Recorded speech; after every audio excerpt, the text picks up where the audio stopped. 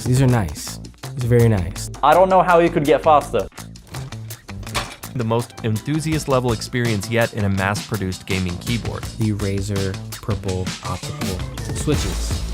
They're that good.